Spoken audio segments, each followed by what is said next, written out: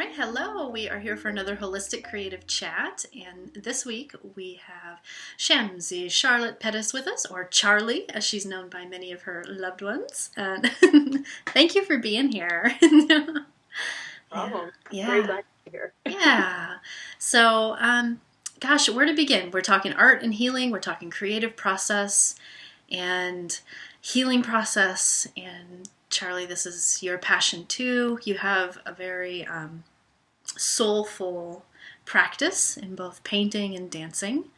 And the way you live your life, I would go, that would be that audacious to say that for you. You know? It's okay. Yeah, great. So, um, let's just begin with where you're at. However you want to approach this, like with your creative practice, what does that look like right now for you in your personal life and your personal practice? Oh my gosh. That was like the most awesomely direct question. Thank you.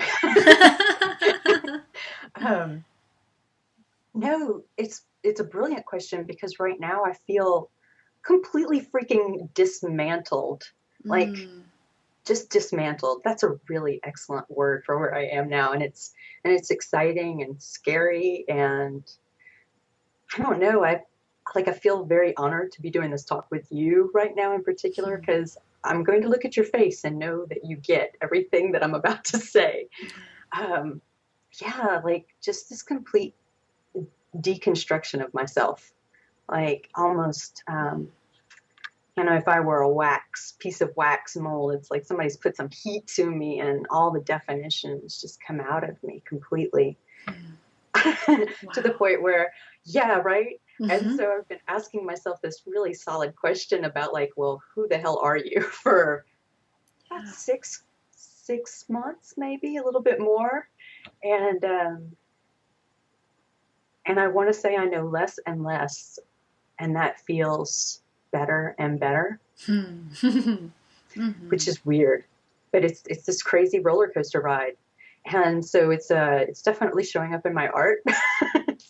It is for sure showing up in my art because like I'll be thinking because I have a day job. I have an 8 to 5 day Mm-hmm. job, and I shuffle papers around and look at Yeah. a computer screen. And so in the back of my mind, there's a whole other section taken up by all of the stuff that's coming at me. And so I'm processing all of that in the back of my brain, and that's coming out of my art. Mm-hmm. Um, so all of the things that I can't express on a day-to-day basis that just sits there marinating in the back of my head. It's been a weird process, but this kind of accepting of how my life is too, Mm-hmm. because for years all I had was a dance studio, and then for kicks and extra money, I picked up like a lunch shift at the restaurant next door. So you know, but that was all I did was and I just had all that amazingly free time to do all the things that I wanted to do and just express life in the way I wanted to express it. And now I've got these little chunks of time that I can, you know, and it's not even necessarily when I get home from work in the evening. Sure. You Yeah. know, I'm like everybody else. I have to wash dishes and clothes and all that Right. nifty sort of stuff, right? Yeah. So you pick out these moments that you have, and I'm kind of learning that about myself, and it's crazy. I'm like, go team adaptability, Yeah. uh, but you just learn how to, I don't know, express yourself in the ways Mm-hmm. that need to get out, right? Yeah. That otherwise you'll just pop, and it's Yeah. and it's not necessarily for any particular purpose, which is a huge deal Hmm. for me, right? Like, oh, like how big a deal is that to realize that the stuff that you're producing is like whatever. If nobody sees this, like now I do so much dancing in my living room. I mean, I did it professionally for like almost 20 years Mm-hmm.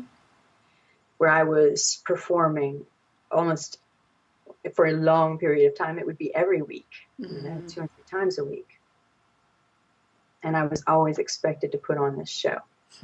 I was always expected to produce. Right. And that level of expectation will burn you out. It'll warp your sense of reality and make you not know what's good anymore. Mm-hmm. And now you find that your practice is really in this whole different way. It's purely for you. And in that, I see this like cycle happening where, like you were saying at the very beginning, this dismantling, this kind of like melting away of these things that you thought were. And and I think that that is so indicative of the creative process in general as a cyclical thing that we move through. The destruction piece, almost, that peeling away, as so important for making the space for the creative process to move in and be where we are, with it. Ah, it's very powerful. And Mm-hmm. squeezing it into the days, like we have to in life. Yeah, That's such a important thing. I think so many people, everybody struggles with that. Anybody that wants to have a creative practice struggles with that on some degree. absolutely. And I Yeah. don't even have, and I'm, I don't even have kids. Yeah. So Me it's like neither. I I don't know. have an excuse. I don't have that. And then I watch people like Lisa Wilson and Natasha, and those people rock my world. I'm like, are you Hmm. kidding me? Yeah. You have this entire life with other people who depend on you, and you still make it happen. Yeah. That just blows my mind. Yeah, I think that speaks to the resiliency of our creative spirit almost, as humans. Like that we need that creative outlet to some degree. So we find a way. And I know like you were mentioning before when you had your whole life was kind of devoted to the creative process with dance and you had all this space for it. And so now you're doing a whole different dance with it, with the creative process and working it into your schedule. I know for me, like even now, there's something that I learned, like, because when I was working full time, I didn't have the time. And then now I have a lot more time. My whole life is devoted to creative process. And I can still get into that pattern of, oh, I don't have the time for my practice. So, Right. so really it's like this mental thing that we're working with. Exactly. And Yeah. that's what I'm really learning. And I always say this every time that there's a need in my life to, whatever, go back to the corporate job. And I feel like my mindset is kind of getting out of that, but for whatever reasons, what we do, debt, Mm-hmm. Right. um, paying rent, that kind of Yep. thing. So yeah, every time I go back in there, I'm like, okay, what lesson am I here to learn? Yeah. What besides how to better manage money? Um, and I walk in, and so it becomes this game, right? It's how Mm. I manage to be in an office atmosphere, and it Yes. becomes this huge, awesome game too, because I'm like, oh, I didn't even know that about myself. you know, Uh-huh. I can't believe that I could be that kind of person, or whatever. Um, but more recently, the lessons have been about time Hmm. and how I spend my time and how I choose to distract myself and how Yes. I choose to, do whatever. And also this huge message of just, um, it's funny because right now I'm doing a class and we're in this process of cycles. We're talking Mm-hmm. about cycles, but that's exactly what my life has become. Yeah. And it's become my understanding of what my cycles are and this need to go in and be a sloth Hmm. and do nothing and just take the world in, because one of my most favorite activities is lying on grass taking pictures of dandelions. I swear before you said that, I knew it was lying on grass because I was like, it's like one of my favorite things too. So I'm like, whatever. If this could pay the bills, this would be it. and, uh, but Mm, it's like sometimes there's the need for that, right? There's the yeah. need to spend massive amounts of time doing nothing but that, and then you find that soaking all of that in is really inspirational, right? Yes, yes. It's It's not taking the world. nothing in the No, way it's that not. we think of nothing as this lower thing. Exactly. Yeah, Exactly. It's yeah. not nothing. And it really is working, but it's a I love this word allow. This must be my word for the year. I have no way around this word. Um, but it's the allowing of the cycle, right? And Yeah. the not forcing yourself to believe. It's like being in traffic, right? This happened to me all day yesterday, and I was so upset with myself because I got caught up in it. But people I have a very little car. It's a very little cute car, and people have an ego around my little cute car. Like they just have to speed up and get around me or something. So I'm not going fast enough for them. And so I get into these little ego things in traffic, right? And I feel like we do that in life. We get too keyed up on Facebook, or we see somebody else's accomplishments and think we need to be somewhere else or whatever. And the truth of the matter is, I mean, we're always telling ourselves and our students and whomever, be where you are. Yeah. Be okay with being where you are too, because that's your journey. That's where you are on the road. And that's the piece, like, too, like, all of this feels so potent. Like, everything you're saying is moving into that place where what you're going through in your creative practice and what is happening and what really can begin to happen in an amplified and vital way when we are where we are is transformation. And and that's what we're always wanting anyway when we're looking externally or out there for answers or thinking that we want something different, is we want some sort of shift or change. There's something where some feeling we're wanting to know more or to expand with, yet it begins ironically and paradoxically with that being where we are, which is often a place of melting away. Things are peeling away, and Oh, there's and it's been, space. yeah, right. And it's been so fascinating to me because I've forced myself to be in groups recently where I've had to be witnessed in this sort Mm, of dismantling. And and so I've had to stay with that feeling and with that process, yeah. when before I might allow myself to walk away from it, I Yes. might go ahead and just walk away. Uh, but I just haven't been able to do that. And I've just been there's something about just completely melting away.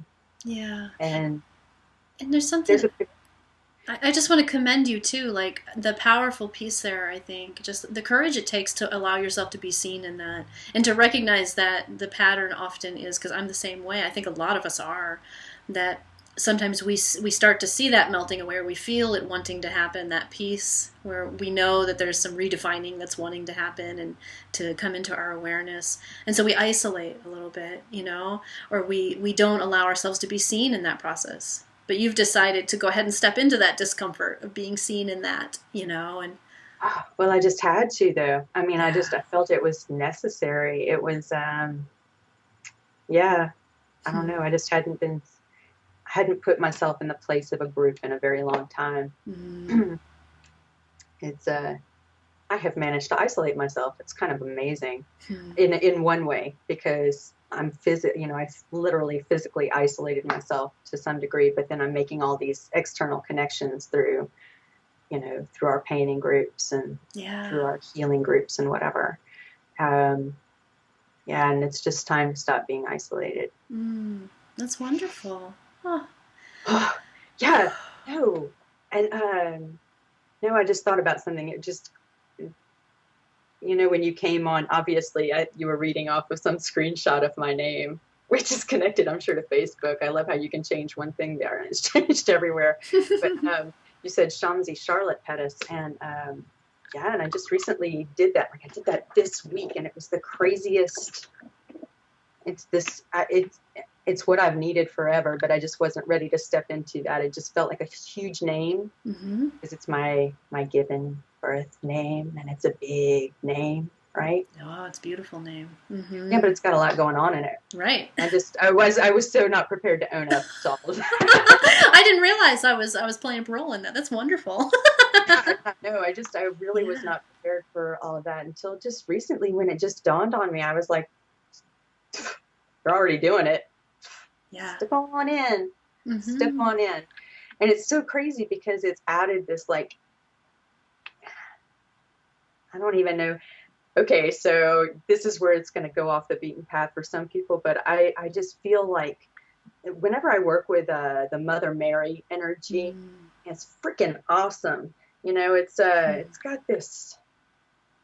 I want to, and also the Magdalene energy too has this Yes. same kind of feeling. Magdalene's has a little hint of red undertones to it, Hmm. but Mary energy has like this beautiful blue. But both of them do essentially the same thing, which is just add a layer of I don't know, maturity.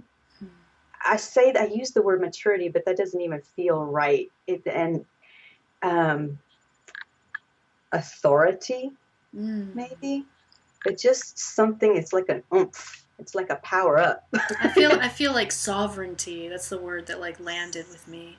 Ooh, that's a good word. That too. Yes, Yeah, yes, that there's something the empowerment piece there. it is, and it settles on you. It just settles on you like this extra mantle of, Mm. got this, no problem. And and I've been feeling all week since I did that, since I just consciously made that, whatever. Didn't really. I told exactly two other people, Mm-hmm. and but it's felt like this extra layer of I got this, like just literally, the idea of sitting on top of the stream and going with it instead of Mm. struggling Mm-hmm. and fighting. And Because so I that some came directly from a piece then you were working with. Oh. Yeah.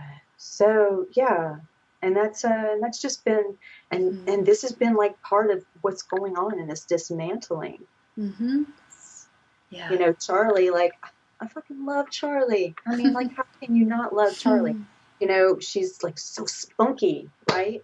But there was always this uncertainty that she carried within her. And not that I'm getting rid of her or anything. Sure. We're just we're just taking that spunk and we're refining it and we're giving it that added layer of get it done.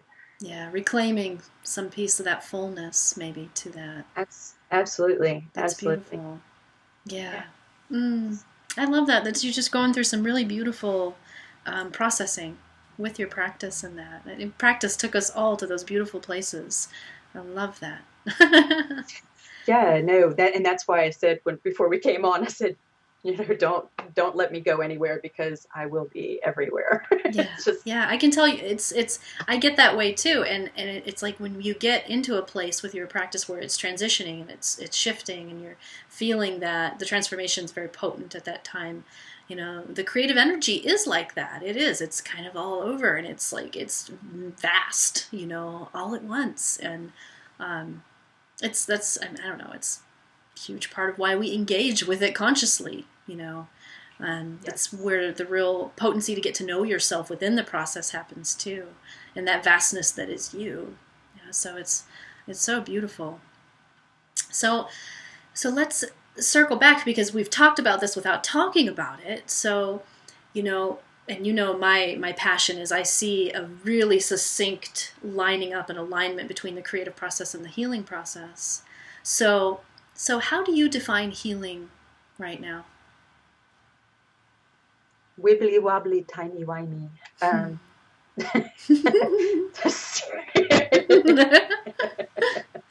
Seriously, how do I define healing right now?